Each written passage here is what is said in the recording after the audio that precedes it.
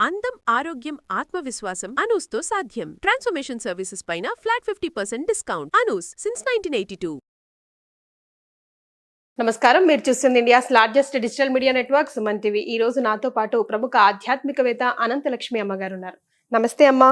నమస్తే తల్లి. మహాశివరాత్రి శుభాకాంక్షలు అమ్మా. మీకు కూడా తల్లి. మీ అందరికీ కూడా మహాశివరాత్రి శుభాకాంక్షలు. అమ్మా, శివరాత్రి వేళ మనం ప్రతి ఏటా చేసిందే, బట్ మళ్ళీ ఒక్కసారి మీ నోట వినాలని, చేయాల్సిన పనులు, చేయకూడని పనులు ఏం చేసి ఈ రోజుని మనం మరింత భక్తి మార్గం వైపు తీసుకువెళ్ళొచ్చు. మన మనసుని, మన హృదయాన్ని, మన సోల్ని. సోల్ అంటే ఆత్మ. ఆత్మ కావాల్సింది అదే. ఏమంటే సంవత్సరానికి ఒక్కసారి ఏది మహాశివరాత్రి అమ్మ. నెల నెల అమావాస్య ముందు వచ్చేటటువంటి చతుర్దశిని మాస శివరాత్రి అంటారు. మాఘమాసంలో వచ్చేటటువంటి చతుర్దశిని మహాశివరాత్రి అంటారు. ఇది ఎందుకు ఇంత ప్రసిద్ధం అంటే, ఈనాడే అవ్యక్తుడైనటువంటి సర్వాంతర్యామి అయినటువంటి నామరూప అతీతుడైనటువంటి దేవతలు, ఋషులు తాము అర్చించుకోవడానికి ఏదన్నా ఒక సంకేత రూపంలో అవతరించమని ప్రార్థిస్తే మాఘ కృష్ణ చతుర్దశి అర్ధరాత్రి ఒక జ్యోతి స్తంభంగా ఆవిర్భవించటం జరిగింది. అంతకు ముందు లేడా శివుడు? ఉన్నాడు, కానీ అవ్యక్తుడు. అంటే కనపడకుండా ఉన్నాడు. మరి కనపడకుండా ఉన్నటువంటి పరమాత్మను అర్చించాలి అంటే ఎట్లా కుదురుతుంది? అందుకని వాళ్ళందరూ మేము అర్చించుకోవడానికి వీలుగా నామరూపాలతో కనపడు అని అడిగినప్పుడు ఆ విధంగా దర్శనం ఇయ్యటం జరిగింది. అందుకని ఇది శివుని యొక్క ఆవిర్భావ సమయం గనక పుట్టినరోజు అంటామా, జన్మదినం అంటామా, ఆవిర్భవించిన రోజు లేదా అవతరించిన రోజు అని చెప్పచ్చు. అందుకని శివుడికి సంబంధించిన రాత్రిగా శివరాత్రి అన్న పేరుతో మనం శివుణ్ణి కొలుచుకుంటామమ్మా. ఇది మహాశివరాత్రి యొక్క ప్రత్యేకత. ఈనాటి అర్ధరాత్రి సరిగ్గా రాత్రికి మధ్య సమయంలో శివుడు జ్యోతి స్తంభంగా ఆవిర్భవించటం జరిగింది. ఉపవాస దీక్ష చేస్తాం కదమ్మా, మరి డేలో చేస్తాం ఎందుకని? అమ్మా, ఆయన ఉద్భవించింది అర్ధరాత్రి. మనకి ఏదైనా సరే సూర్యోదయం నుంచి లెక్క కదా ఒక రోజు అంటే. మళ్ళీ రేపు పొద్దున సూర్యోదయానికన్నా ఒక జాము ముందు వరకు ఉండేది ఒక రోజుగా పరిగణించబడుతుంది. మనకి పాశ్చాత్య పద్ధతిని అనుసరించి రాత్రి 12 గంటలు దాటాక వేరే తేదీ వస్తుంది. అవునమ్మా. కానీ మనకి సూర్యోదయానికి ఒక జాము ముందు వరకు ముందు రోజు కిందే లెక్క. ఇప్పుడు ఉదాహరణకి 6ంటికి సూర్యోదయం అవుతుందంటే 4-4:30 దాకా కూడా క్రితం రోజు రాత్రిగానే పరిగణిస్తాం. కనుక ఇవాళ సూర్యోదయం నుంచి అర్ధరాత్రి వరకు ఒకే రోజు గనక ఉదయం నుంచి శివుడు ఆవిర్భవించటానికి తగినటువంటి సంసిద్ధత మనం ఏర్పాటు చేసుకోవాలి. మనం సిద్ధం చేసుకోవాలి. ఇవాళ ఫలానా సమయానికి ఒకళ్ళు మన ఇంటికి వస్తారు అనుకోండి, ఆ క్షణాన్ని తలుపులు తెరుస్తామా? దానికన్నా ముందే ఇల్లు శుభ్రం చేసుకుని వాళ్ళు వస్తే కూర్చోవడానికి, ఉండడానికి తగిన ఏర్పాట్లన్నీ చేసుకుని అప్పుడు కదా ఏదైనా మనం చేసేది. కనుక ఇవన్నీ ముందు జరుగుతాయి. మనం ఏర్పాటు చేసుకుంటున్నాం, దానికోసం సిద్ధమవుతున్నాం. ఏదైనా ఒక శుభకార్యం చెయ్యాలి అంటే దానికి ముందు రోజంతా ఉపవాస దీక్ష పాటిస్తారు, కొన్ని నియమాలు పాటిస్తారు. అలాగే అర్ధరాత్రి శివుడు ఆవిర్భవించబోతున్నాడు అంటే దానికన్నా ముందు రోజంతా ఉపవాసం చేయడం, శివుడిని ఆరాధించటం, ఇవన్నీ మనం చేస్తూ ఉంటాం. ప్రత్యేకంగా శివరాత్రి రోజు చేసే ఉపవాస దీక్ష గురించి ఎన్నో నియమ నిష్ఠలు చెప్తారు కదమ్మా, అవన్నీ ఒకసారి గుర్తు చేసుకుందామా? సైంటిఫిక్ గా కూడా చాలా చెప్తారు. అవునమ్మా. ఇప్పుడు ఉపవాసం అంటే అంటే సమీపంలో, వాసం అంటే ఉండటం. సమీపంలో ఉండడం. దేని సమీపంలో? దైవానికి. అంతే కదా. అలా ఉండాలి అంటే కడుపు నిండా అన్నం తిని కూర్చున్నాం, ఉండగలవా? ఉండలేం. నిద్ర వస్తుంది. కళ్ళు మూసుకుని ధ్యానం అని నిద్రపోతాం, యోగ నిద్ర అంటూ నిద్రలోకి జారుకుంటాం. అందుకని భగవంతుని పట్ల మన మనస్సు లగ్నమై ఉండడానికి తగినటువంటి పద్ధతి ఏమిటంటే ఉపవాసం. ఇది ఉపవాసం అంటే లంఘనం కాదు, అన్నం మానేయడం కాదు. జ్వరం వచ్చి అన్నం మానేస్తే లంఘనం అంటాం, అంతే కదండి. పూర్వం లంఘనాలు చేసిన, ఇప్పుడు లంఘనాలు లేవు. మనకి ఆయుర్వేదం మందులు తీసుకున్నంత కాలం లంకణం ఉండేది. ఎప్పుడైతే అల్లోపతి మందులు మొదలెట్టామో లంకణాలు మానేసాం. మందు కన్నా కంపల్సరీ కొంచెం తిని అదే టాబ్లెట్ దాంతో వేసుకోవాలి. పాటు అనేక రకాల ఇతర అక్కర్లేనివి కూడా శరీరంలో ప్రవేశించి బాధపడతాయి గనక ముందు కాస్త శరీరాన్ని కూడా ప్రిపేర్ చూసుకొని ఏదో ఒకటి తినమంటారు. కానీ మామూలుగా అయితే తినకుండా ఉంటే అది లంకణం అవుతుంది. తినకుండా ఉండడం ఉపవాసం కాదు. ఇవాళ ఉపవాసంలో ఉన్నాను గనక నేను ఇడు చుమ్ముకుంటాను, పుస్తకాలు సర్దుకుంటాను, బీరువాలు చదువుకుంటాను అంటే అది ఉపవాసం అవ్వదు. భగవంతుని పట్ల మనసు కేంద్రీకరణ చేసి ఆయన పట్లే దృష్టి పెట్టుకుంటే అది ఉపవాసం అవుతుంది. అలా ఉండడానికి అనుకూలంగా ఉండడం కోసమని ఆహార నియమం పెట్టారు. ఈ ఆహార నియమం ఏమిటి అంటే బరువైనటువంటి ఆహారం తీసుకోకూడదు. ఎవరికి ఏది అలవాటో అది ఎక్కువ తీసుకుంటారు. మనకి జ్వరం వస్తే అన్నం తినద్దంటే రొట్టెలు తినమంటారు, అంతే కదా. అవునమ్మా. రొట్టెలు తినే ప్రాంతాల్లో జ్వరం వస్తే అన్నం పెడతారు. అంటే మామూలుగా తినేదానికన్నా తక్కువ తింటారు, జిహ్వ చాపల్యం తగ్గుతుంది అంతే, ఎక్కువ ఉండకూడదు కనుక ఆహారం తక్కువ తీసుకోవడం అనేటటువంటిది ఇక్కడ మనకి ప్రధానమైన అవసరం. అసలే ఏం తీసుకోరు కదమ్మా, వాటర్ కూడా తీసుకోరు కదా. అది మన పద్ధతిలో అలా లేదమ్మా. నీళ్లు కూడా తీసుకోకూడదు అన్న పద్ధతి లేదు. అది కొంచెం కఠినంగా ఉండేది. ఇక్కడ కూడా దేవుడు ఉన్నాడు కదమ్మా, ఈ దేవుణ్ణి బాధ పెట్టి ఏం చేస్తాం? మరే ఆత్మారాముడు ఉన్నాడుగా, ఆత్మారాముడిని బాధ పెట్టకూడదు కదా. ఉండగలరా? ఉండండి. కొంతమందికి శక్తి ఉంటుంది, ఉండండి. కానీ శక్తి లేనప్పుడు మాత్రం ఉండడానికి వీల్లేదు, ఉండకూడదు కూడా. మరైతే ఏం చెయ్యాలి? మరైతే ఏం చెయ్యాలి అంటే మనం మామూలుగా తినే అన్నం తిన్నట్టయితే కడుపు బరువు ఎక్కుతుంది.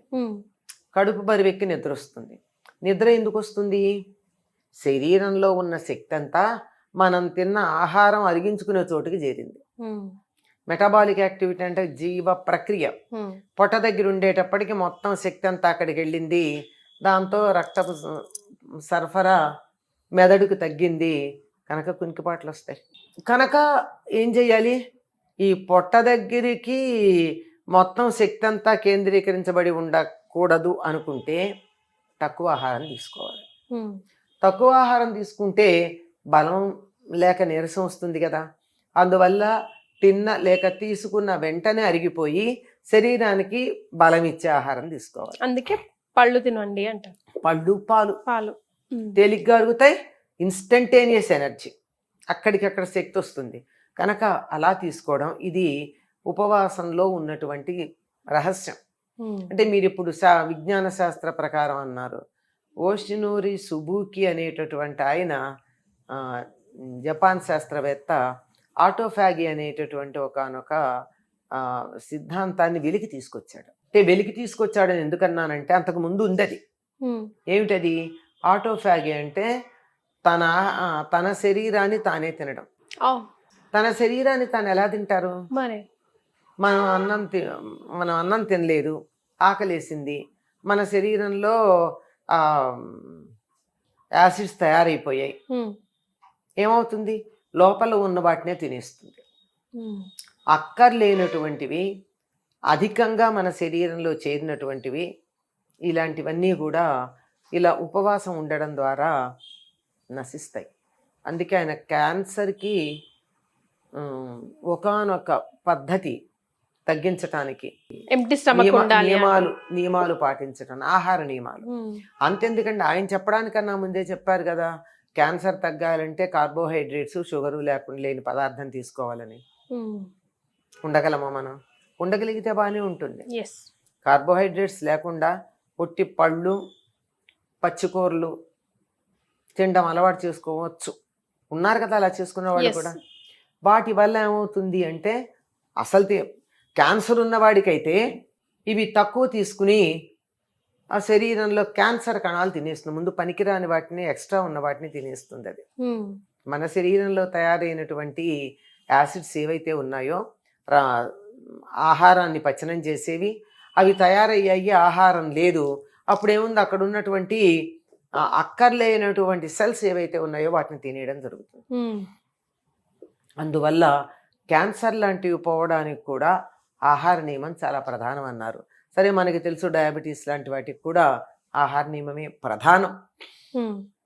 అంతెందుకు ఏ వ్యాధి వచ్చినా ఆహారమే కారణం. మనం ఏం లోపల తీసుకుంటున్నాం అన్నదే వెరీ ఇంపార్టెంట్. అన్నం అన్నారు. అన్నం అనే పదానికి తినేది తినబడేది అని అర్థం. మనం తింటాం, దాని సరైన పద్ధతిలో తినకపోతే అది మన్ని తింటుంది. మరి అది తినేది తినబడేది కూడా. కనుక అటువంటి ఆహారం విషయంలో జాగ్రత్తగా ఉండాలి. ఇప్పుడు నిద్ర రాకుండా ఉండాలి. ధ్యానం నేను చేస్తున్న పూజ మీద కానీ ధ్యానం మీద కానీ ఉండాలి ధ్యాస. అట్లా ఉండాలి అంటే పొట్ట బరువుగా ఉండకూడదు. అలా అని మరీ నీరసం వచ్చి పడిపోకుండా సొమ్మసిల్లిపోకుండా ఉండాలి అంటే దానికోసం తేలికగా అరిగే ఆహారం తీసుకోవాలి. ఇది ఉపవాసం అంటే చేయాల్సిన పద్ధతి అమ్మా. ఇక జాగరణ సంగతి అమ్మా ఇంకా చెప్తా. ఈ ఉపవాస నియమాలు అడిగారు కదా, ఈ ఉపవాసాల దగ్గరకు వచ్చేటప్పటికి చిన్నపిల్లలు, గర్భవతులు, పాలిచ్చేవాళ్ళు, చదువుకునే పిల్లలు, పొలం పనులు మొదలైన బరువైన పనులు చేసేవాళ్ళు వీళ్ళు ఉపవాసం చేయకూడదు. ఓకే, చేయకూడదు. ఎందుకంటే శారీరక శ్రమ పడతారు. ఒక్క పూట గనక శరీరానికి తగిన పోషకాలు ఇవ్వకపోతే అది బలహీనమైపోయి మొదటికే మోసం వస్తుంది కదా. మరి ఇలాంటి వాళ్ళకి ఆల్టర్నేట్స్ ఏంటి? వాళ్ళకి కోరికలు ఉంటాయి కదా. ఏం కోరికలు ఉంటాయి? దేవుణ్ణి పూజించాలి, ఉపవాసం చేయాలి. ఉపవాసం చేయదు, పళ్ళో ఏవో తినమనండి, తిని పూజ చేసుకోవచ్చు. ఉపవాసమే చేసి పూజ చేయాలని లేదు. నిద్ర రాకుండా ఉండేట్టుగా ఉన్న తేలికైన ఆహారం తీసుకుని చేసుకోవచ్చు. ఏదో ఒకటి తేలిగ్గా, అది పద్ధతి. అయితే అమ్మా మరి జాగరణ విషయం, జాగరణ ఎప్పటి నుంచి ఎప్పటి వరకు చేయాలి, ఎవరెవరు చేయాలి, ఎలా చేయాలి? జాగరణ అంటే మేలుకుని ఉండడం. ఇది మేలుకుని ఉండడం అంటే రాత్రంతా మనం పేకాట ఆడుకుంటూను సినిమాలు చూస్తూను మేలుకుంటే, లేదా ఉందిగా ఫోన్, దాంట్లో సమయం గడిపేస్తే అవుతుందా? కాదు. జాగరణ అంటే భగవత్ చైతన్యమునందు మన అస్తిత్వం మేలుకుని ఉండడం. నేను పూజ చేస్తున్నంతసేపు నేను పూజ చేస్తున్నానన్న భావనతో ఎవరిని పూజ చేస్తున్నానో ఆ దైవం నాకు ఎదురుగా కనపడాలి. శివుడైతే శివుడు, రాముడైతే రాముడు, వినాయకుడైతే వినాయకుడు, ఎవరైతే వాళ్ళు ఎదురుగా ఆ దైవం తనకి కనపడేటట్టు, అంటే కనీసం మనోనేత్రమే ప్రధానం. ఇంట్లో 100 ఫోటోలు పెట్టుకున్న మనసులో లేకపోయాక ఏం లాభం మరి. కనుక ఆ విధంగా దైవాన్ని తలుచుకుంటూ ఉంటే చాలు. ఓపిక ఉంటే అష్టోత్తరాలు చేయొచ్చు, సహస్రనామాలు చేయొచ్చు, ఇంకా ఇంకా ఇంకా ఎన్నో ఉన్నాయి మనకి మన పద్ధతుల్లో. ఇన్ని రకాలైనటువంటి వాటితోనూ దైవానికి అర్చించుకునేటటువంటి వెసులుబాటు ఉంది. కొంతమంది అమ్మ అంటే జాగరణ చేయాలి డే అంతా, పైగా ఆకలితో ఉండాలి, ఉపవాస దీక్ష చేయాలి, ప్రతి ఏటా చేస్తుంటాం, ఈసారి కూడా చేయాలని కొంచెం పడుకుంటూ ఉంటారు. ఆ డేనంతా ఎలాగో ఒక స్పెండ్ చేయాలి అని చెప్పి ఇంట్లోనే రూమ్ లో ఎక్కడ కదలకుండా అలా పడుకుంటూ ఉంటారు. అలా చేయొచ్చా? శివరాత్రి తెల్లారి నుంచి శివరాత్రి ఘడియలయ్యి మర్నాడు దేవుడికి పూజ అది చేసి మనం ఉపవాసం ఉంటాం కదా, అప్పుడు తిని అతిథులకి పెట్టి అభ్యాగతులకు పెట్టి అప్పుడు తాను తినే వరకు ఆ దీక్షలో ఉన్నట్టే. సో ఆల్మోస్ట్ 24 hours అమ్మా. అయిన తర్వాత ఏమిటంటే జాగరణ అంటే లెక్క ప్రకారం చెప్తున్నా, ఎవరెంతవరకు చేయగలిగితే అంతవరకు చేయొచ్చు. ఇవాళ శివరాత్రి అనుకుంటే ఇవాళ ఉదయం 6 గంటల నుంచి రేపు ఉదయం 6 గంటల దాకా మొత్తం దీక్షగా ఉండడం ఎంతమందికి వీలవుతుంది? చేసే వాళ్ళు ఉన్నారు, కుదరని వాళ్ళు ఉన్నారు. శరీరంలో జవసత్వాలుండి ఫలాంది చేయగలమంటే చెయ్యొచ్చు. నాకు వీలు కాదు, చంటి పిల్లలు ఉన్నారు, పాలిచ్చే తల్లిని అన్నప్పుడు చేయవలసినటువంటి పని లేదు. నమస్కారం సరిపోతుంది. ఇప్పుడు రేపు శివరాత్రి, ఈ రోజు మనల్ని మనం కానీ మన దేవుడు గదిని కానీ ఎట్లా ప్రిపేర్ చేసుకోవాలి? రేపు శివరాత్రి అంటే ఏది చేసినా ముందు రోజు నుంచి మనం కొంచెం నియమంతో ఉండాలని చెప్తాం కదా. ముందు రోజు చక్కగా దేవుడి గది శుభ్రం చేసుకుని, దేవుడి పటాలు విగ్రహాలు ఏవైతే ఉన్నాయో వాటిన్నిటిని శుభ్రం చేసుకుని ముందు రోజే మనం కూడా అభ్యంగన స్నానం లాంటివి ముందు రోజే చేసి ఆ రోజు మనం కూడా తల మీద నీళ్లు పోసుకోవాలి. శివరాత్రి నాడు తల మీద నీళ్లు పోసుకుని నేను సర్దుకున్నటువంటి దేవుళ్ళని చక్కగా పెట్టుకుని చేసుకోవాలి. ముందు రోజు వీలైనంత వరకు బ్రహ్మచర్యం పాటించటం, ఒక పూట భోజనం చేయడం పద్ధతి. Okay, so thank you so much అమ్మా. నమస్తే.